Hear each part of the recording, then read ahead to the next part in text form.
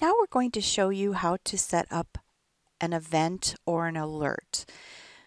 Once you're logged into Trac, again you have these categories along the top of the page.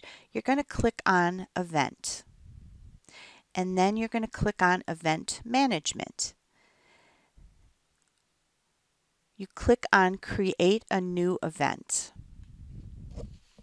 Then the different templates will show up, and you will find the one that you're wanting to use. There are the MCI categories, the bed count categories, the general announcement areas, the weather areas. If it is just something that you want to put out there as something that informational, then choose the general announcement categories. If you're wanting to get MCI bed counts, which are the red, green, and yellow, then you would choose one of the MCI categories. Those bed counts are attached to each one of these alerts, and it will then allow you to get bed counts from the specified hospitals. The other bed counts you can send those out. The bed counts are not attached to those, but you can send it out as a bed count and just ask everyone to go into their areas in their home page to fill in their bed counts and the categories that include burn, ICU, ISO, medical surge, peds, PICU, psych, and vents. Those are the categories for the bed counts. So that's just a quick review of some of the templates. I'm going to set up a general announcement for statewide. So you would go next to the Create General Announcement Statewide. And then as you see, there is no title in there. So it's very important to put enough information into this title so that only those that need to look at it, and it isn't causing the whole state to have to open this up and see if it concerns them or not. So if it only concerns certain people or certain categories of facilities, it's really important to put in there that's what it is. Because this is just a test, I'm going to put test in here and put no need to react. And I'm going to put test under information also test. Just a test. No need for action. And then here's where you can go in and you can put the event start. If you want it to go up immediately, you just leave immediately. If you're scheduling this for a little bit later, maybe you want to schedule it for an hour from now, or maybe you want to schedule it 2 days or 2 months from now. You can go in there and you can set up the exact date and time. I'm going to have this one go up immediately. But then event end works the same way. If you don't change anything, it's going to end in exactly 24 hours. But if you want it to end sooner, or if you want it up longer than 24 hours, you can click next to this and you can put in the time you want it to end. Now, since this is just a test and I'm just playing, I'm going to have it end today, and I'm going to have it end in probably about,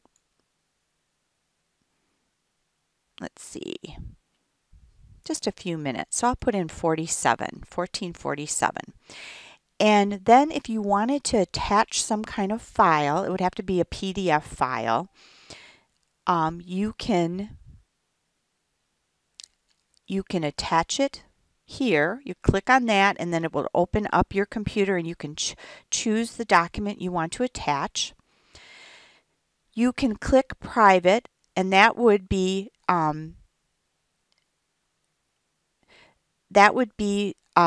where you would check it if you were putting this out to specific facilities and you wanted them to be the only ones that could read the information that is entered. So for instance, if we put an MCI up and people were filling in their beds and we only wanted the facilities to see their own information, we could click private here and only each of the facilities could see their own information. This you click drill when it is only a drill. So I'm going to click that since this is just a test and it's a drill. And now for end quietly. I do end quietly on a lot of the events because what it does, if you don't click that, it's going to notify everybody again when the event has ended. Now maybe if a real emergency was happening, maybe we would want to notify everybody that it's all clear or everything has ended, all hospitals have, or all patients have been transported to hospitals. Maybe you wouldn't want it to end quietly and not notify people, but for our exercises, I basically do put end quietly so it doesn't just re-notify everyone with no new updated information on it. This also gives you the opportunity to re-notify everyone if you wanted to. If you felt like someone, it was information that you really wanted everyone to be notified about every half hour, every hour, so you wanted to make sure that they know that it's out there and they need to get information put up there, that would be where you could put in how many hours that you needed that to be sent out or re-notify everyone. You can also put the street address of wherever something is happening. So as this being just a general announcement, if we were saying that, there's certain areas closed to traffic or whatever information, you could put a street address in there, but that isn't something that you have to do. So what we do then is once we've gotten our information in here, we can kind of look it over and then we click save. Oh, it's not going to let me be less than 5 minutes long. So I'm going to have to put in, I guess I was talking too much. So I'm going to put in 57. And now I can go down here and I can click save. Alert. And now it will say alert. And this is the pop-up box that I talked about in an earlier video that pops up. You can acknowledge all notifications and then the box will go away. And then as you can see, the banner is up on the top. The banner will show for everybody in the state. And if there was more information in this alert, everyone just would click on the alert itself and the information is then displayed. It shows who it's created by, shows when it was created, what date, what time, and then the additional information that I had written in the description box will show up here also. So this is how you create an alert, and it works the same way for each of the alerts. The only difference is if you were, I'm going to go back into event management, and I'm not actually going to put up another alert, but I'm going to show you how with the MCI alerts,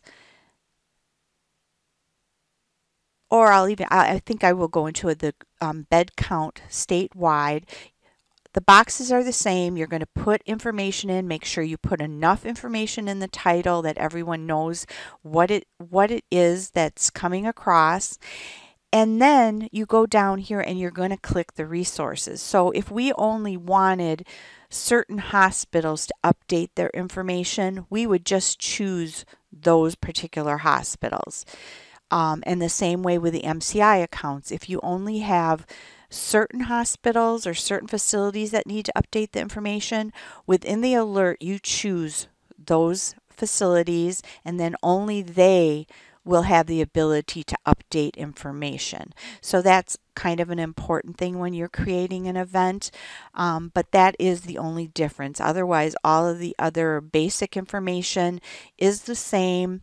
For an MCI, you might want to put the street address in just because then people would know exactly where the event was going on, particularly if it was a true emergency or a true incident going on. So all this information is what you fill in to put up an alert.